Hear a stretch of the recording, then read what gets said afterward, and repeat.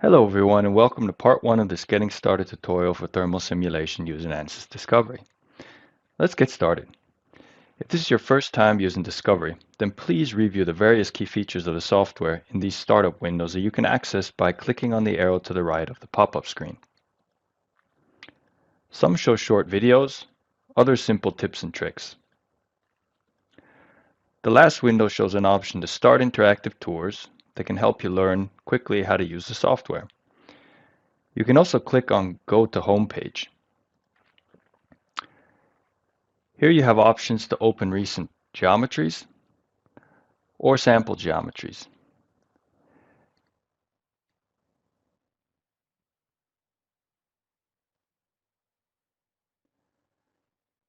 For this tutorial, we're going to load a router geometry to do a thermal calculation. To do this, please go to the Browse tab and click on the drop-down arrow. Then select Open Geometry File.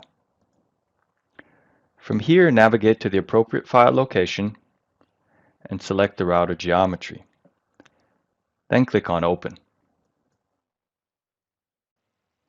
Now that the geometry is open, we can begin to set up our simulation.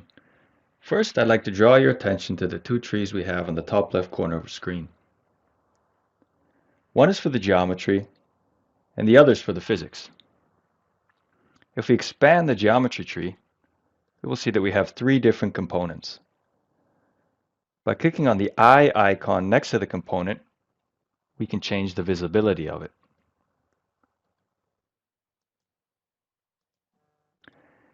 The icon to the right of the eye controls the inclusion or exclusion of a certain component to the simulation. For this demo, we're only going to simulate the electronics component. So let's turn off the visibility of the other two components and also exclude them from the calculation.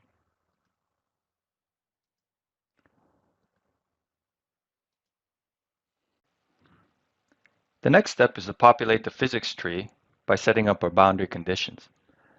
The first condition we can set up is the heat source on the chip. To do this, let's rotate our geometry and triple click on the chip. Here you can see the selection that we have, namely one body. Then we can go and click on the hex that brings up our halo.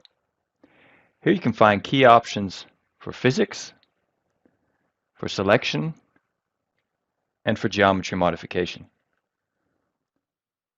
Let's stay in the physics option and select the thermal icon and select heat. This brings up our heads-up display. Now, if any of these icons are confusing to you and you do not know what they mean, you can bring up the interactive help by pressing F1 on your keyboard. Here you have a short description of what each icon means, together with a video that shows you how to set up the boundary condition. To exit the interactive help, press F1.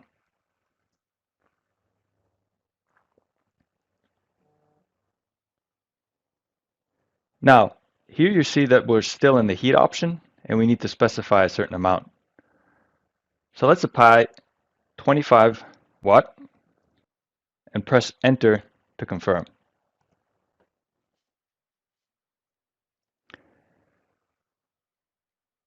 Here you can also specify other units. And further to the right, you can specify either total heat or heat per unit volume. But in this case, let's leave it at total heat.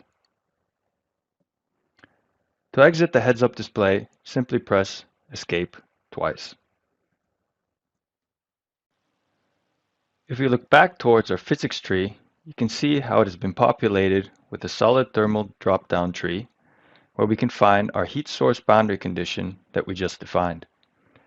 Discovery also automatically defines convection on all outer surfaces where we do not have any boundary conditions. And you can see these by hovering over the convection boundary condition. Now 10 as a convection coefficient is a bit high for natural convection. So let's set this to 5. You can confirm by pressing Enter on your keyboard. Below the solid thermal tree, we see a connections tree. Discovery automatically created bonded contacts between the different electronic components. If we double-click on bonded contacts, we can see where these are. And if we want to, we can suppress the contacts, or we can also convert them to permanently bonded. For this example, let's leave them at their default bonded contacts. You can exit the heads-up display by pressing Escape once. And if you want more information about connections and contacts, please visit the Discovery Forum or Ansys Learning Hub and select the Structural In-Depth tutorial. The next step is to set up various component materials. You'll notice here that all the materials are automatically set to structural steel. To change material, let's triple-click again on the chip and bring up our halo and select Materials.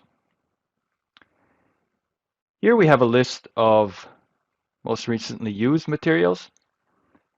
And we can go to Other to bring up the heads-up display of material options.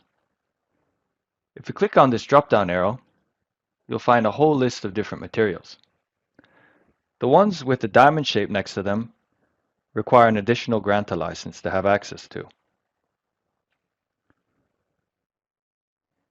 If you want to define a user material, then you can scroll down and here you see user-defined fluid or user-defined solid. Here you can define all the material properties yourself and also name it and save it for future usage.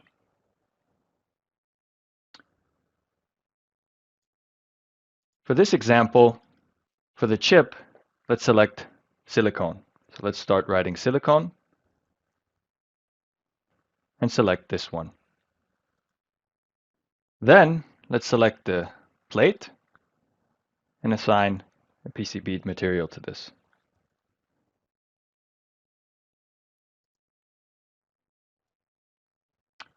The conduction layer is next, so let's click on that and assign this as copper.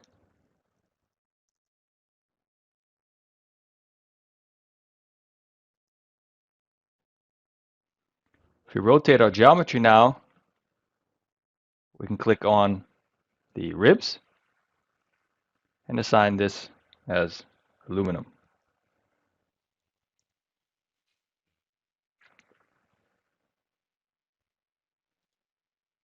Let's exit the heads-up display by pressing Escape twice.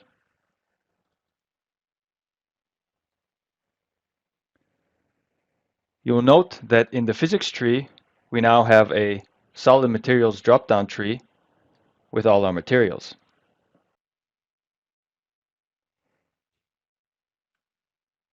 If you double-click on a material, you will see highlighted in orange where this is.